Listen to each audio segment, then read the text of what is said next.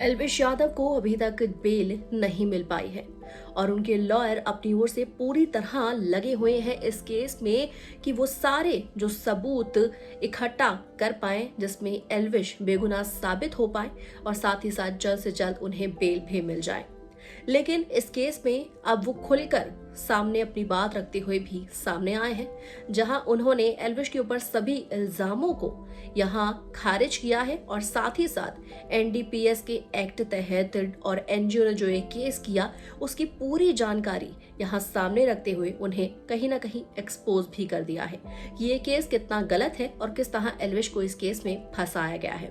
आइए बताते हैं कि आखिर एल्विश यादव के लॉयर प्रशांत राठी का इसमें क्या कहना है।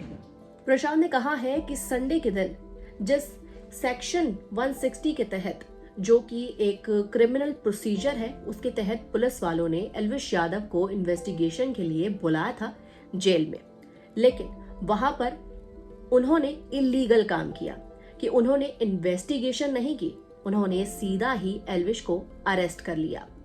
आगे वो ये लिखते हैं, since the case was registered in November, Elvish Yadav has become for questioning 5 times after being summoned under section 160 of CRPC। यानी कि नवंबर में जो केस रजिस्टर हुआ था उसके बाद 5 बार समन मिल चुका है ऑलरेडी एल्विश को और 5 बार क्वेश्चनिंग के लिए बुलाया गया। लेकिन इस बार संडे को जिस क्वेश्चनिंग के लिए बुलाया गया था, जो इन्फॉर्मेशन दी गई थी एल्विश को, वो पूरी तरह से इलीगल दी गई थी क्योंकि उन्होंने रॉन्गली एल्विश को अरेस्ट कर लिया। Elvish Yadav was not even informed, यानी कि एल्विश को बताया भी नहीं दिया गया था कि किस ऑफेंस के तहत पर उन्हें अरेस्ट किया जा रहा है। यानी कि पुलिस वालों ने जो भी कुछ किया वो पूरी तरह से इलीगल था। साथ ही साथ राठी ने यहाँ पर यह भी कहा, the offence in question under which the FIR was registered pertains to WPA and no such contraband यानी कि snake venom was recovered from Yadav. यानी कि WPA के तहत का ये पूरा जो केस है, जो ये FIR है जो करवाई गई थी, उसके अंदर जो स्नेक वेनम का ये केस था वो तो एल्विश यादव के पास मिला भी नहीं था। एल्विश यादव उस पार्टी में भी मौजूद नहीं थे जिस पार्टी की ये पूरी जानकारी WPA या NGO द्वारा सामने आई है, जिसके तहत पूरा ये केस बना है। And no contraband under WPA was recovered from him। यानी कि एल्विश यादव के पास कुछ ऐसा मिला ही नहीं जो उनके ऊपर इल्जाम लगाया जाए, जो है कि एक बहुत नॉर्मल सी नॉलेज थी, लेकिन केस को घुमा दिया गया। As per section 55 of WPA ये पूरा केस एक गवर्नमेंट ऑफिसर को ऑथोराइज किया जाना चाहिए था, लेकिन offence under this act a file complaint हुई, वो भी एक NGO द्वारा, जो कि पूरी तरह से गलत थी। ये एक वायलेशन थी ऑफ WPA। ये राठी का कहना है, यानी कि प्रशांत राठी, जो कि एल्विश के लॉयर है। He further added that charges under NDPS also do not stand against Elvish Yadav. यानी कि एल्विश के ऊपर जो ये एक्ट लगा है, narcotic drugs and psychotropic substance act 1985 का, वो गलत साबित होता है क्योंकि एल्विश के पास कुछ ऐसा मिला ही नहीं है। First, no contraband prohibited under NDPS has been recovered from Elvish Yadav. Secondly, the snake venom in question is not even mentioned in the list of psychotropic substance prohibited under the NDPS। यानी कि स्नेक वेनम का जो पूरा question था वो mention ही कहीं नहीं हुआ है इस psychotropic substance prohibited under this section. यानी कि इस सेक्शन में जो स्नेक वेनम का केस बन रहा है पूरा घुमा फिराकर पेश किया गया है। वहीं तीसरा उन्होंने यहाँ पर यह भी कहा है कि NDPS being a special act, ये बहुत ही बड़ा एक्ट है, and requires N investigator a file a separate FIR in the case.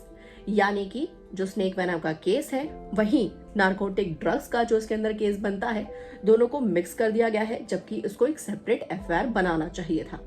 And the offence under this act can not be added to the existing FIR। यानी कि जो actual FIR हुई है उसके अंदर NDPS का कोई भी अभी तक इन्वॉल्वमेंट नहीं दिखाया गया, which is violation of NDPS। साथ ही साथ उनका ये भी कहना है कि विद्यासागर मिश्रा जो डेप्यूटी मिनिस्टर है पुलिस के, नोएडा पुलिस के, उनका यहाँ पर एक एलिगेशन है, Noida police will respond to the all allegation before the honorable court as the matter is sub judice.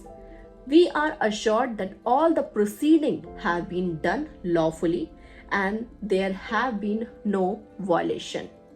यानी कि यहाँ पर उन्होंने इस केस के चिट्ठे खोल दिए हैं, ये बता दिया है कि आखिर किस तरह से एक WPA का ये जो केस है वो रजिस्टर होना चाहिए था। सबसे पहले तो एक गवर्नमेंट ऑफिसर द्वारा, जो कि हुआ ही नहीं। जब ऑथराइज्ड ही वो कर सकते थे तो एनजीओ कौन होता है ये केस बनाने वाला और इस बात का मुद्दा इस तरह उठाने वाला, एल्विश पर इल्जाम लगाने वाला, जबकि उनके खिलाफ कोई सबूत नहीं जा रहे हैं, ना ही उनसे कोई ऐसी चीज बरामद हुई है जिससे ये साबित हो कि उन्हें जेल भी जाना चाहिए। और जेल जाने का जो उनका एक पूरा प्लान किया गया, संडे के दिन बुलाकर क्वेश्चनिंग के लिए और क्वेश्चन ना करके मेडिकल टेस्ट करवा के सीधा एल्विश को भेज दिया गया जेल में, ये सरासर गलत था। और देखिए कि किस्मत कितना बुरा साथ दे रही है इस वक्त एल्विश यादव का कि लॉयर्स तक स्ट्राइक पे जा चुके हैं नोएडा के, और जो बेल एल्विश को मिल सकती थी 1 या 2 दिन के अंदर ही, आज थर्सडे आ चुका है, वो बेल भी उन्हें नहीं मिल पा रही। आज या कल या परसों जल्द से जल्द एल्विश को बेल तो मिल ही जाएगी और इस केस के और भी कई कच्चे चिट्ठे सामने आएंगे। और इस पर आखिर आपका क्या कहना है हमें कमेंट सेक्शन में जरूर लिख के बताएगा। वीडियो को लाइक और चैनल को सब्सक्राइब के बिना बिल्कुल भी ना जाएं।